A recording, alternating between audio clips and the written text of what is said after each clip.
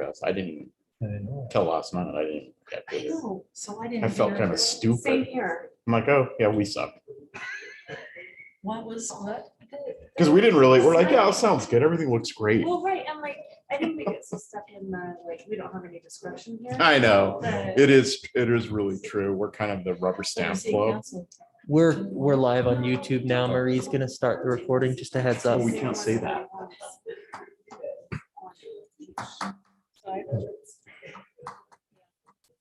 So they have to get to the wrong words. Yeah.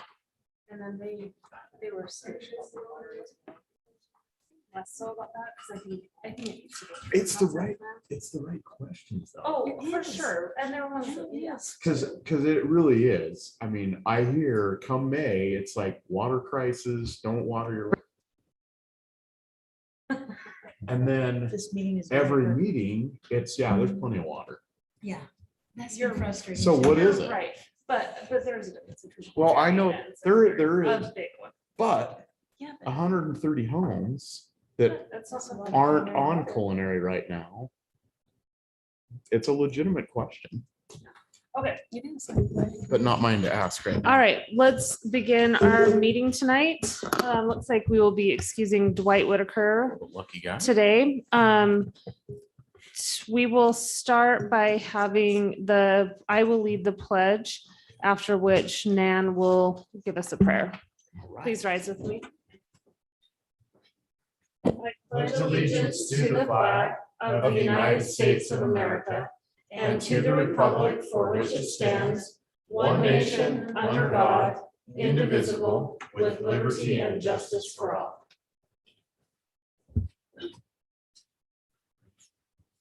Our Father in heaven, we are grateful to be able to meet in this meeting tonight. We are grateful for this good city in which we live and for the good people who make it such a nice place to live here. We're thankful for the moisture that we've received and pray that we can have enough.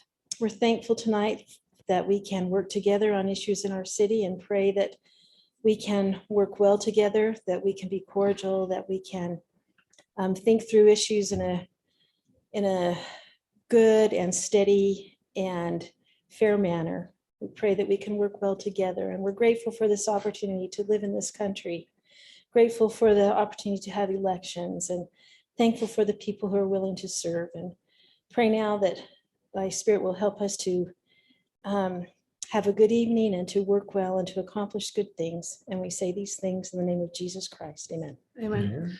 Thank you, Nan.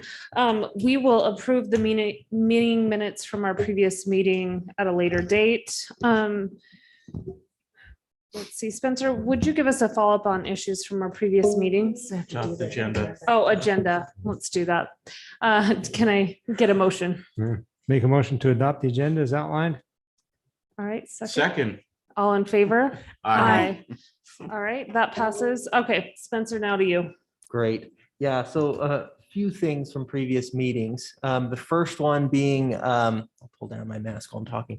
The first one being the storage unit ordinance was passed. The city council thanks planning commission for the time on that. There was one line that was added after planning commission regarding footing and foundation. It was something that Alan had run into in past experience where it would get approved by the city, go to the building inspectors, and they wouldn't approve it if it wasn't on a footing or foundation. And so we decided to add that into our code. So we didn't open up a gate for somebody to run into a wall later on a project. But other than that, it was all the same as when we saw it. The other issue or the other item is Hidden Hollow rezone was not on the agenda last night. That one got a negative recommendation at our last meeting. Will likely be on the city council agenda 2 weeks. So Nick asked to push a meeting on that one. So that'll probably be the next meeting. The other item is the Smiling H subdivision. And that one was tabled by the city council. I just wanted to go through it really briefly just to keep you up to date. So in the concept plan, essentially from a point on the screen here, if this will work. Okay, there it is. From this point on, anything that accesses on from that point, because there's no connection right there, there can only be up to 30 homes, and there are 32. So city council decided to table that. That's something as staff that we should have caught with this subdivision and that connection here. So this intersection being offset, we were focused on making sure that offset intersection wasn't going to create a safety hazard, working through the cul-de-sac, the trail connection, and some other things. And we missed that 32 homes when they can only have a maximum of 30 until it connects. So the city council did catch that, and they'll probably shift it, adjust it just slightly in that area for the next meeting. So just to keep you up to date there. Quick question, Spencer. With 2 exits, do you know what the maximum number of lots is? Yeah, so it's actually determined, the 2 exits have to be spaced a certain number of apart if you have 2 exits. And that determines how many you can have until you go up to 3 and 4 and so on. A lot of that's fire code. And I'm not sure the exact details. It's a little more complicated, but. Okay. Yeah, that's it. Other than that, those are the follow-up items. Okay. All right, then we will move on to our first matter, a public hearing to receive public input on modifying the North Logan City Code Title 12 Land Use Requirements. Title 12 Land Use, adding 12D-207 post-division approval of improper subdivision, providing requirements and process for innocent owners to legitimize lots in improper subdivisions. Spencer, will you just give us a brief update on that? Yeah, so this is largely the same as what it was in the past without any edits. We'll still be looking really closely at this if it goes on to city council. The one change we had from our discussions last meeting was this time limit. Previously, it was 3 years from the time the owner acquired the property, acquired ownership. That was changed to 10 years from the time the lot was subdivided, which consensus seemed to be a better benchmark to start that clock from. And 10 years seems to be a better amount of time for that. I think the intent there is this is not something we want to have continue occurring in the city necessarily, just to fix the problems that are already there. Okay. Yeah, and as an overview of the subdivision or the ordinance as a whole, essentially this is just parcels that were split without going through the subdivision process, providing a method without requiring as much burden and gathering of everybody on that former parcel in agreement to be able to develop and build on those parcels. Basically without doing the subdivision ordinance if it's not possible. So. Okay. Then I believe we will open up the public hearing on this. Here are the instructions. Before you begin, please state your name for the record. Please speak into the microphone so your comments can be recorded. Limit your statements to 2 minutes. If you're speaking on behalf of others, you may ask the chairman for more time.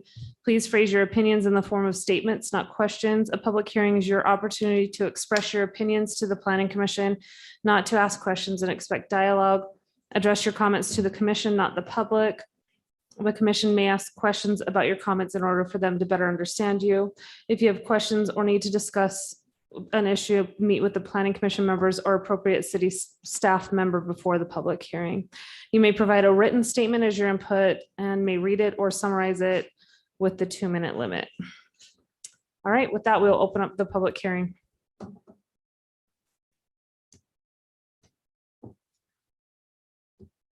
I'm Joni Karchner. I'm gonna maybe try not to have a question, but I'm just wondering, along the canal, just a food for thought, are we making trails so that people can walk along the canals? And then along the road, as those back pieces of the property back up to the road, are we having the developer put in one fence or will it be 20 different fences along 2,500? Those would be my concerns. And then just a little bit more green space, open space. Okay, thank you. Thanks. Do we need to read Yeah, I'll read that. Robert's letter? Yeah. All right. I will read Robert and Ann Strebel's statement into the record. Dear Planning Commission members, we regret not being able to personally address you at the public hearing concerning the proposed post-division approval ordinance, but would like to voice our approval. We have been North Logan residents for 30 years and own a 3.88 acre parcel of land that we purchased in September of 2006. Our daughter wants desperately to build a home on this property, but is prohibited from doing so without the consent of all the parent owners. This ordinance would provide a path for her to use the property and limit her responsibility for improvements to the area immediately adjacent to it.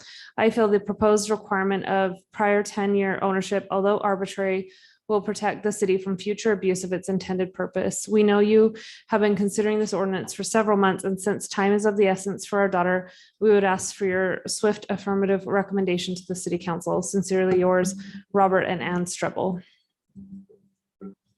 All right, any other public comments? Okay, then we will close the public hearing and begin discussion amongst the commission.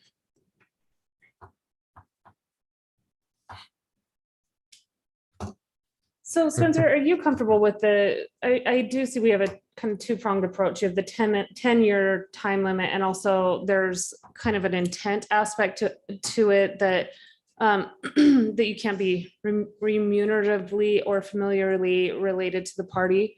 Mhm.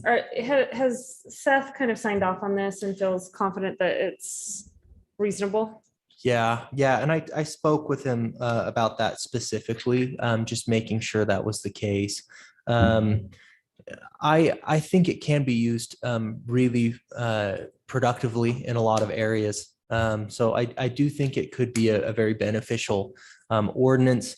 We'll just have to make sure we're careful to not let it cause any issues. But I think with the 10 years and the no relation, probably more so the 10 years, just because it's difficult to prove some relations, then I think it should cover us. Along with the requirements in the code that have been updated in here, that they have to meet our current standards and that it has to still meet our code in other ways. So size, access, things like that.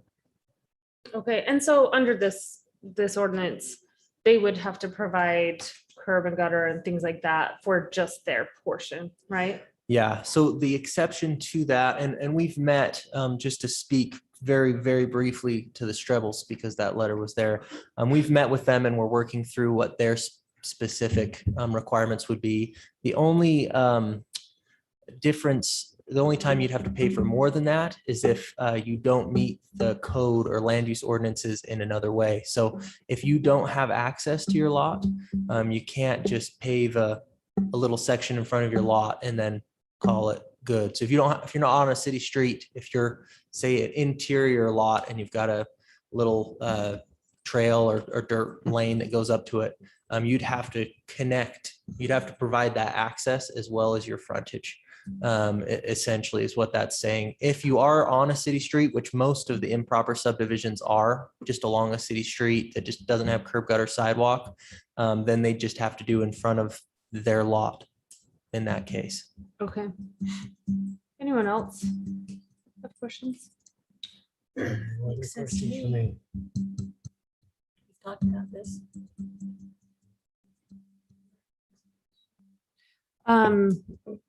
Sure. We just come to the podium and tell us your name.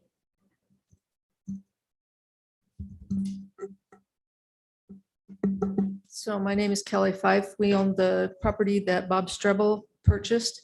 So we own a good portion of the frontage along there. And the people on 2500 don't want curb and gutter. So I hate to see North Logan City require curb and gutter, because that's going to set a precedent for everything coming on down that road. We own close to a half a mile along there. So, and we're not the only ones that don't want curb and gutter along there. Okay, thank you. So I think that relates to, I guess, the questions that I have. So all current code design standards would be required and expected. So if we take the Strebel as an example, their land, they're on the cemetery road, that the expectation is that that would meet all design standards for current code. There's no exceptions. There's no, well, this is where, and that's a little bit of a unique road or situation because of the uniqueness of the rural road that 2500 North is. But Right. the expectation is that all standards are met that the city has in their code. Right. And those standards do vary slightly. Like if you take that case, like you mentioned, the rural road, that's a different cross section Sure. that doesn't have your standard curb and gutter and wouldn't. And that's one of the few roads that has that rural road standard. Mhm. So it would vary based on what the plan for cross section was. Okay. Um, So it's not, we're not taking, because this is an exception there, we're not saying 60 feet of road and right. high rise curb and gutter and Correct. Yeah. it would follow that rural road standard that's applicable to that road right. right now in its uniqueness. Right. Yeah.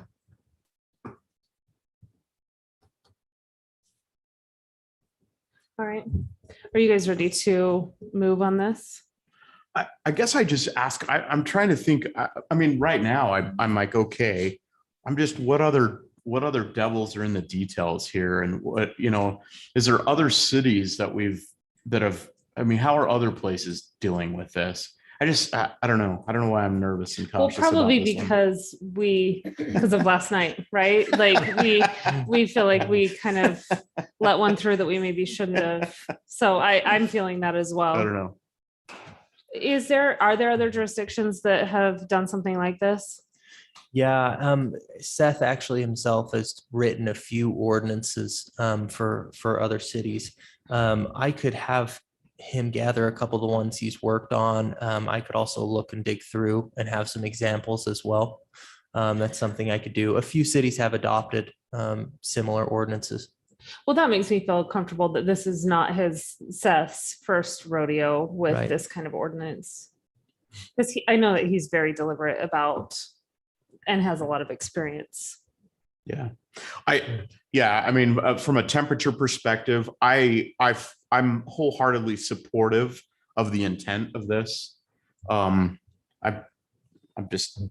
cautious about, the double B. This is one of those exceptions kinds of things that you have to navigate carefully. And so anyway, that's kind of my thoughts on it, Lindsay. Okay, Nan, Eric? I don't think I've got anything else that, we like to say, we've discussed it before, and there may be those out there, Jeff, but I don't know what they are, and I don't have any sense that I'm not aware of anything that causes me concern. And I think our first concern was we needed to take it to the attorney, which we did. Right. And Yeah, and I think also you have to kind of look at the harm of the absence of an ordinance Right. like this. Oh, yeah. right, which That is something we're- we don't like to have either. So Yeah. I'm fine with this. Okay, I'm fine then with I would entertain a motion on this ordinance. I move that we, how do I say this? Make a Make a recommendation. recommendation to the city council to pass You can say a positive. a recommendation. positive recommendation what do we say? To make changes to Modify the city code. modify the city code, adding 12D-207. You can just say to approve the modifications as. Okay, I move that we, Okay, thank you. that's what I do. That's what I move, Marie. All right, do I have so motion is by Nan. Do I have a second? I'll second it. Eric seconds. All in favor? Aye. Any opposed? All right, that motion passes. We'll move on to item number 2, a public hearing to receive input on modifying the North Logan City Code, Title 12 Land Use, adding 12D-115 Development Regulations, adding requirements for service line and water meter sizes in new subdivisions.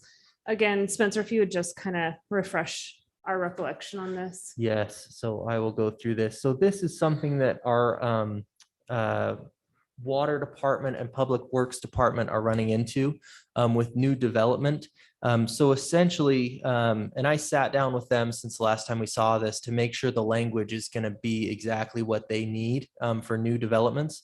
What they're running into is the line from where it attaches to the water main to the meter is sized at a certain size. Let's say it's 1 inch. The meter that gets installed will be a 3/4 inch, and then the line after that will go back up to 1 inch.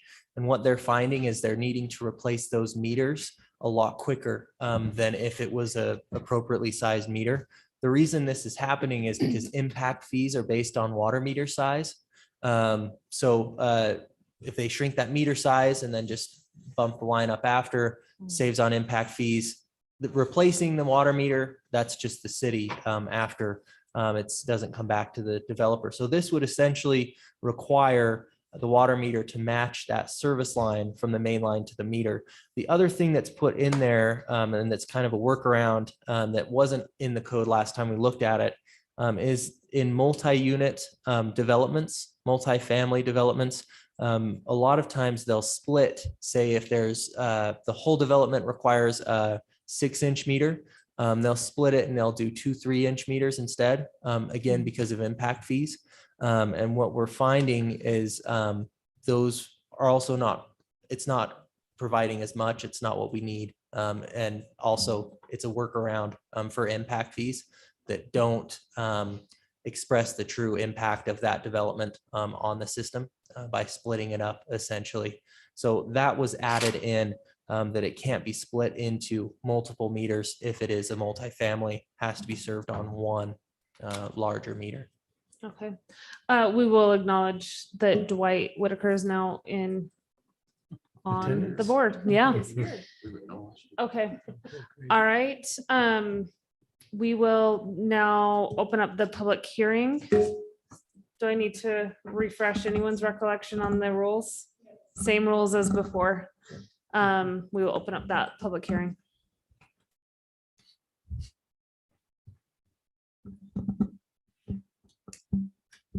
Good evening, I'm Dave Flandreau. I have a simple question, and that is, what is the impact of this with ADUs, which is all very fresh and can have some implications after development is done, and whether or not this can apply to an ADU as well. Thank you. Dave, sorry, Dave? Yeah. Can you come just on your first question? Can you say that one more time? I don't know that I caught what you're asking. Okay, so we're talking about water meters and development and splitting things off. My question is geared around after a development or even with existing properties, is this also going to apply for ADUs in the future? So the scope of this, I just think, needs to be included for the ripple effect for additional possible dwelling units. So at least that's the way I'm interpreting it. There could be a ripple effect on that. So that's all I'm wanting to say. Thanks. Accessory dwelling units. All right, Spencer, I mean, will this retroactively apply, or will it be triggered by the addition of an ADU? Right, that's a good question, because in code it says new developments, and this is in our subdivision code. But in our ADU ordinance, both external and internal, no additional meters are allowed. Oh, okay. So there wouldn't be any new meters to size at that point, just the way our code is written. Okay, and I'm assuming that the addition of one unit probably wouldn't necessitate a larger line, even if there were a separate meter. In most circumstances, there might be a circumstance where it would, if the house is really far away or the water use goes up drastically, but no, in most circumstances, it wouldn't necessitate a different water line size or meter. Okay. Any other questions from the panel? Just for clarification, though, on the point of if someone in an existing situation and somebody did want to split a meter, that would require a permit for whatever reason. You know what? So that would have to go through the process still of being reviewed and approved. Right. And I think that was the other point of the question about future. Yeah. Well, This, Yeah, and I think the intent of this though is making sure that we're sizing up line off the service main with the meter, with the line into the unit. That's what this is about. Mhm. exactly. That is a good question. This is located in our development regulations. 12D-115 is in our subdivision code. I'll have to go back and just see, and maybe I'll talk with the water department, public works department to see if that's something that happens outside of new subdivisions frequently. And if it is, if there's another place we can maybe replicate this same language to cover other instances. So that's a good point. Yeah, thank you. All right, well, on this, then I would entertain a motion. Not me. Go ahead. All right. I'll make a motion for a positive recommendation to City Council to modify city code to add 12D-115 as we've discussed here at the meeting tonight. All right, and a second. I'll I'll say- Go ahead. Looks like I'll let Nan you do it. seconded. All in favor? Aye. Any opposed? All right, that motion passes. We'll move on to item number 3, public hearing to receive public input on modifying the North Logan City Code Title 12 Land Use, modifying 12D-115 development regulations, modifying the maximum street grades in new subdivisions. Spencer, will you give us the background? Yes, so we have a certain grade that roads can be. And we have a standard for that found in 2 different documents within the city. One of those is our design standards technical manual, and one of those is our city code. Right now, our city code states that 12% is the cutoff, and anything greater than that is approved by the city council. Our design standards technical manual says maximum of 8% grade, and city council may grant variances to 10 for a determined length of distance. This change would change our city code to be in line with our design standards so that they're the same standard. Okay. At 8%. 8% can go up to 10 for short distances within certain parameters. Okay. Let's open up the public hearing on this one with the same aforementioned rules.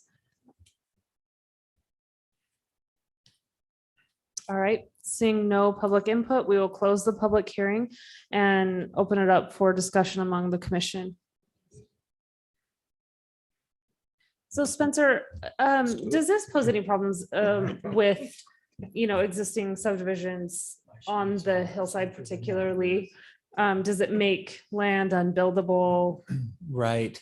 So I've been talking with, we've been talking as city staff and with Lance as well, the engineer. We may need to look at this a little closer to see if 10 is the cutoff for the exception and do some studies. It potentially could impact those. Our first priority is to kind of get our code in line. And then it may even take like some site visits, seeing some roads.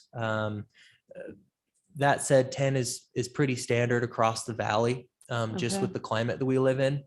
So 10% is a pretty typical, and we could keep that 10% line, but it may be worth exploring just to be sure that that's the right cutoff point instead of 12 or. So is your recommendation that we make a positive recommendation and then modify it as needed?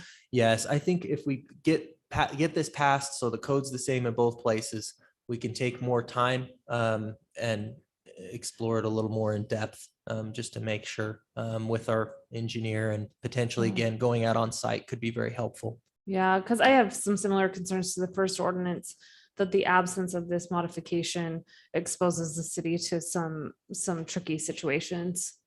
So I'd rather err on the side of conservative in that way. Spencer, you mentioned that the current code allows for a higher percentage of grade for certain lengths. Do you recall what that length may be?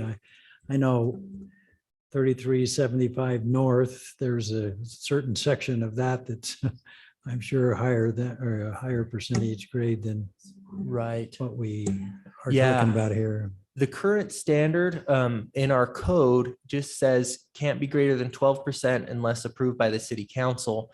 Leaves it a little more open. The standard we're going to, and it's in our design standards, and that has been put in our design standards a little bit more recently. So that 12% unless approved was probably what a lot of those roads were built under. They were just approved for higher. This 8% to 10%, anything in that range above 8, between 8 and 10, can only be up to 300 feet of that grade along a lineal length of 2,000 feet. So essentially it can't be straight 9, 10%.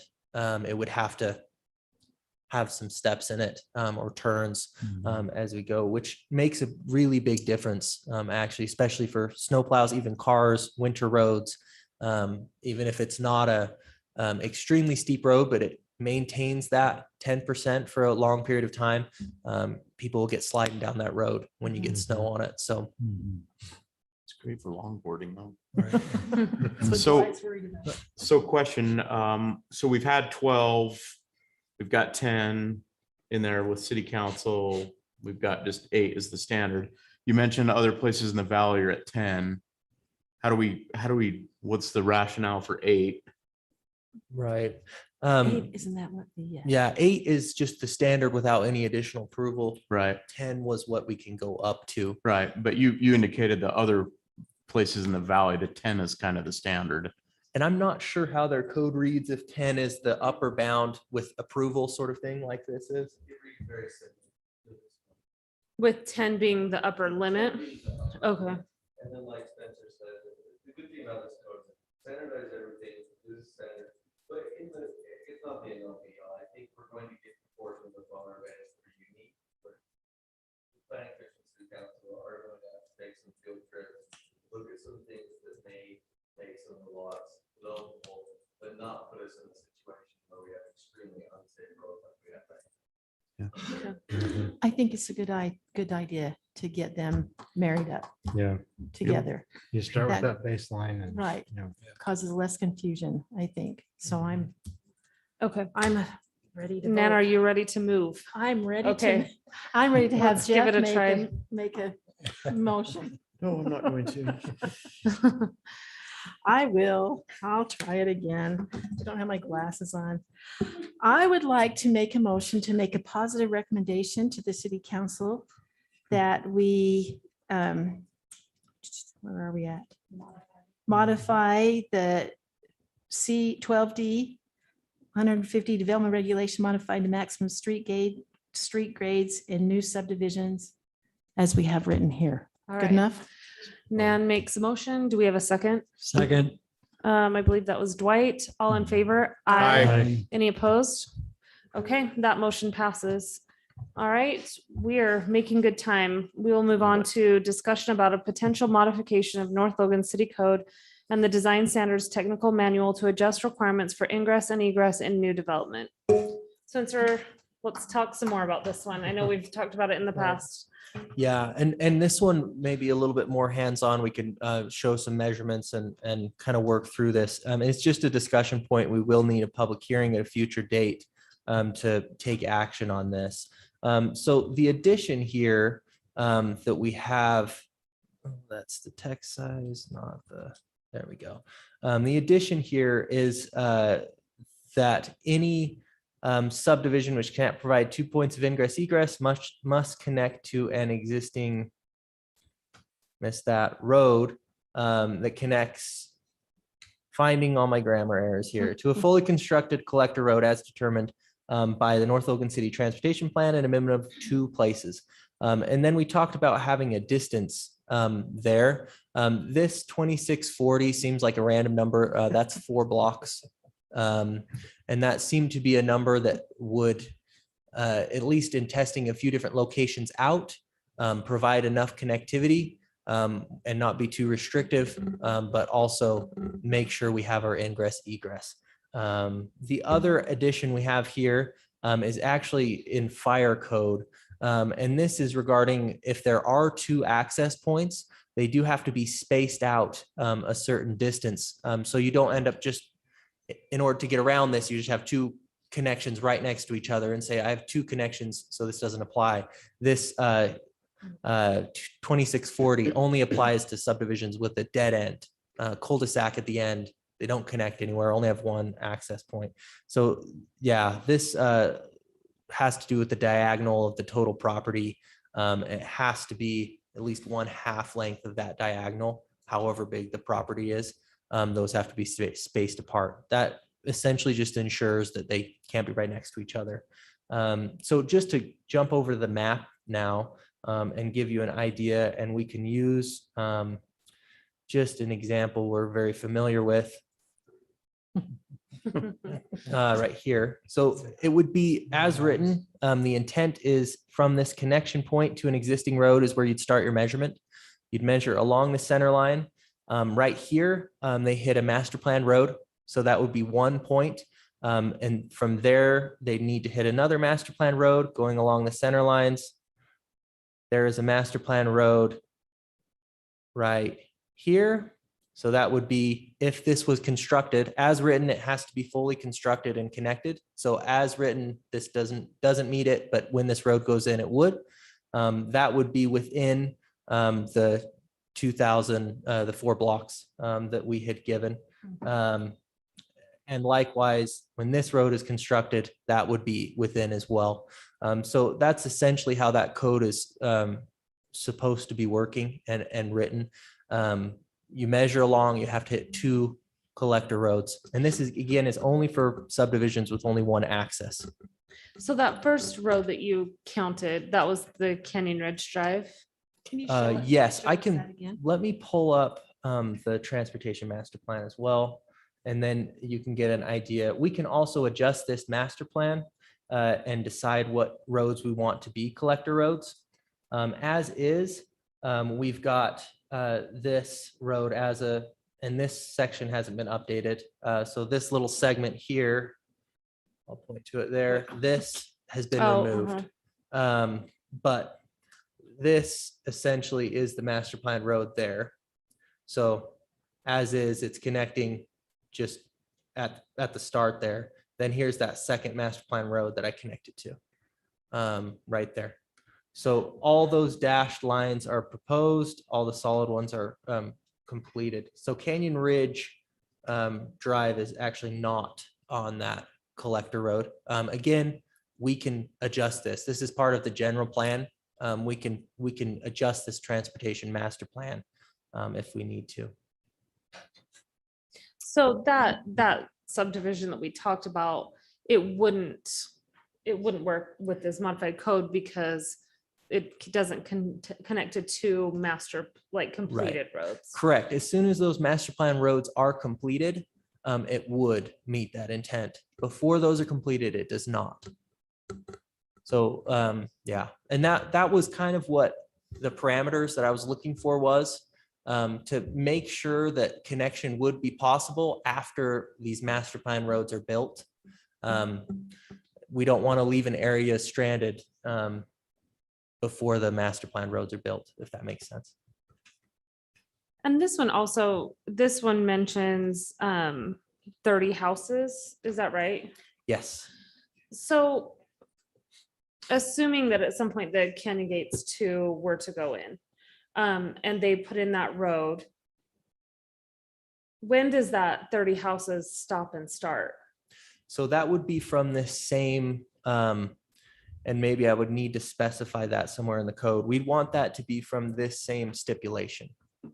So from the point it connects, as long as that connection point meets that 2040, it would be from where that point connects. So in the case that it doesn't meet that 2640, I guess it doesn't have to connect at all. It's just from the subdivision. And if it doesn't meet the 2640, then it just wouldn't be approved. So we wouldn't have to worry about adding homes.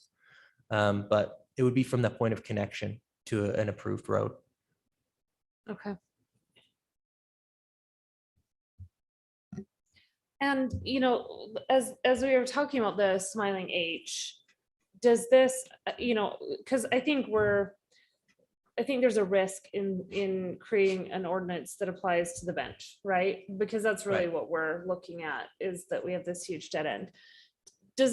Are there any problems that you've identified with respect to, say, the Smiling H subdivision that maybe we're overlooking? Because I want to make sure we have an ordinance that's applicable across the board, not just to that one circumstance. Right. The main one that applies in the Smiling H is that 30 homes. That would be within connecting to 2500 north and 800 east within a very short distance.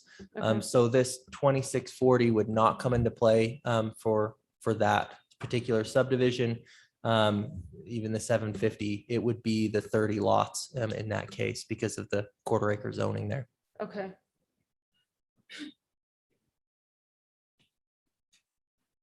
Any other discussion on this? And I'm trying to remember, Spencer, what brought this up in the first place? What was the problem that was trying to be solved? What- Right. So essentially what we're trying to avoid is, as at least from the interpretation we got from the legal opinion we got, as is, an access point was measured 750 feet is our max for a dead end. And that was determined to be just measured from wherever it connected onto our street system. In our street system as we have it, we have kind of essentially a bottleneck up here on the bench. It's a dead end. I mean, I Yeah, think it's that's the- basically a dead end from a point right about here all the way to here. That's there's no other connection with the exception of an emergency access that has a chain over it. So there's no connection there. But if a subdivision comes off here or there, they just have to go 750 from their point of connection. So what we wanted to avoid was, okay, we got 750, then another, I'm drawing clear up into the steep mountains. It's impossible, but go with me. For example, up above 3,100. right. Or above 3,100, you could basically do 750. Somebody else comes in, does another 750, does another 750. So this would tie this Yeah. into, you can only get so far. Your roads have to connect somewhere eventually in multiple places, so that you can't just indefinitely ladder over the edge. Yeah, and I think I still disagree with Seth on that it makes it nonsensical, because the original intent of that is for fire code purposes, that we have a 1.5 mile dead end that we really should never have, that we can't truly certify that we can get emergency access vehicles there, or if there's an obstruction to one of the two outlets of that neighborhood, we could be in a real bind. So that was it, is that Wildercrest kind of subdivision that we want to avoid anything in the future. And with respect to just this code, I think under Seth's interpretation that we're susceptible to any number of dead ends on dead ends. Right. There's just no restriction. Right. If you define it that way, that any road is a new access or ingress egress. Right. I do want to do this right. This is just a discussion, and then Correct. later we'll do a public hearing. So I do want to do this right. I don't want to make an ordinance that's so tailored that it only applies to one specific situation. But I also think the absence of this is worrisome. Makes it worse. Oh, yeah. Yeah. So show us the ordinance again, will you? Okay. Please.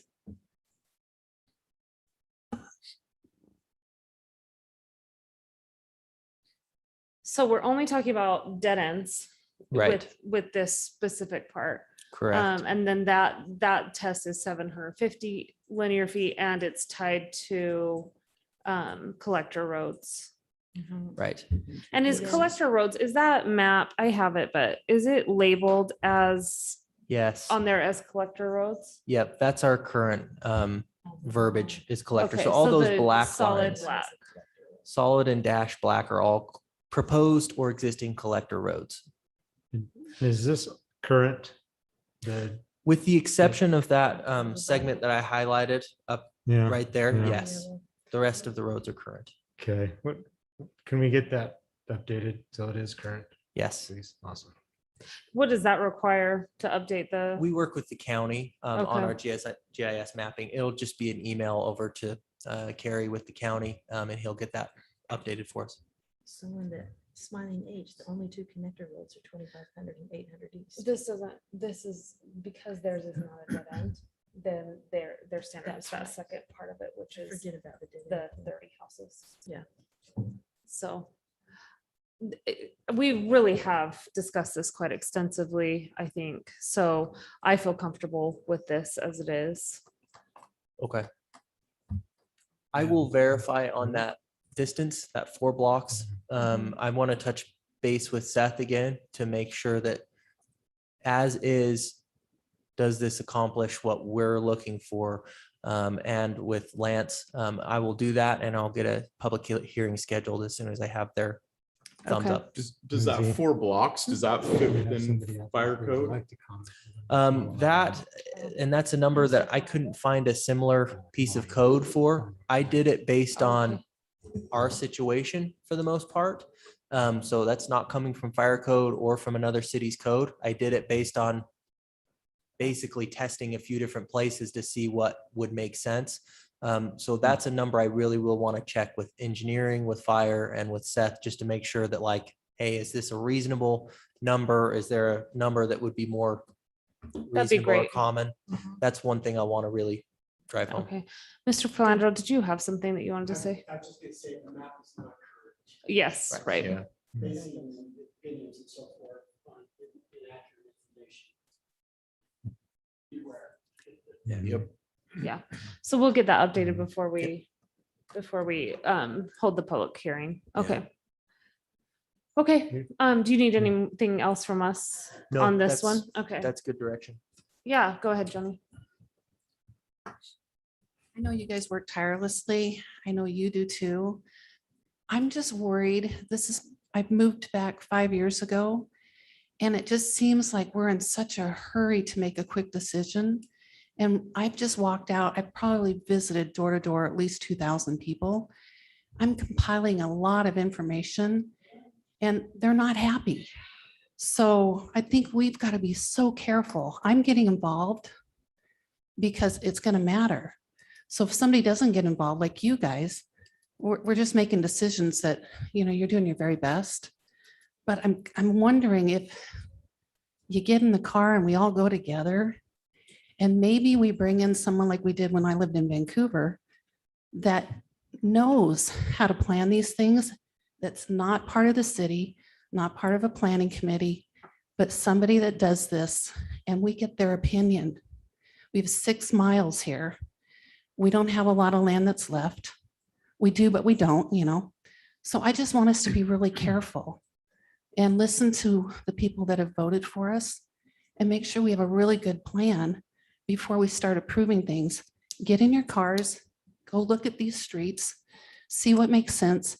You have different families that own property that have been here for generations, and there's some discontent.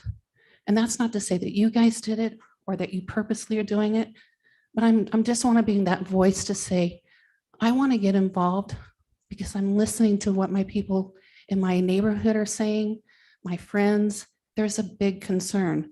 So if we're not careful because of this demand for housing, it could backfire on all of us.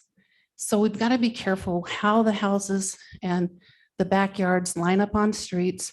We don't need really long roads to connect. They can curve a little bit. It just would slow traffic down. I live on 1600 and 2300 North, and we have cars now that are going 50 miles an hour on our street. That wasn't the case 5 years ago. We're allowing houses to build up here that we have one main working road for them to get in and out.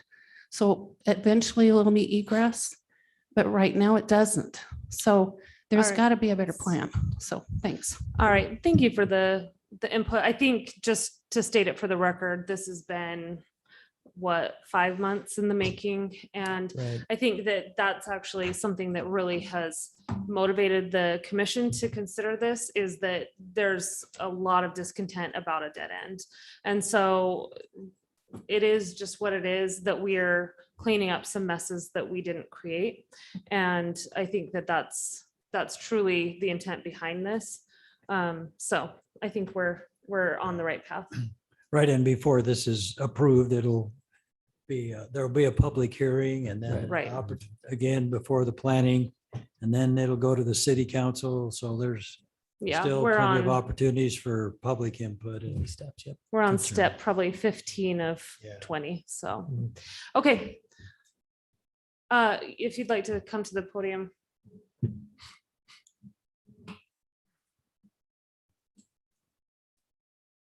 Kelly Fife, I live on 2500 North.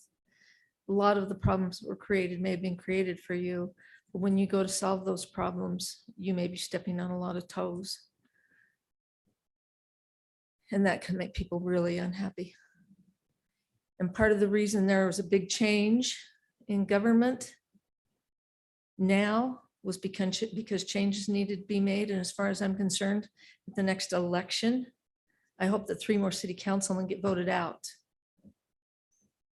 Okay. Because changes need to be made with the existing people in mind. And in the past, you have not taken those existing people into consideration. Okay. All right. Well, with that, let's move on to Spencer. If you'd like to kind of just give us a rundown of staff business. Yeah, so not really much update.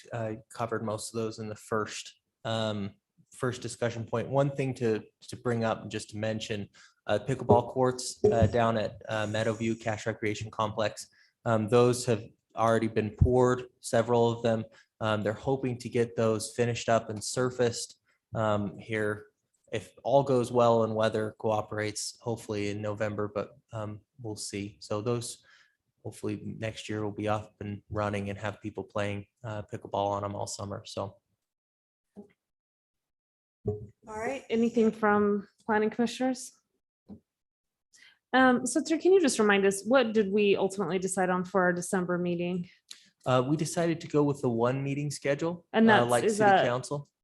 the first Thursday? Remind me, I think it's the 3rd. Right?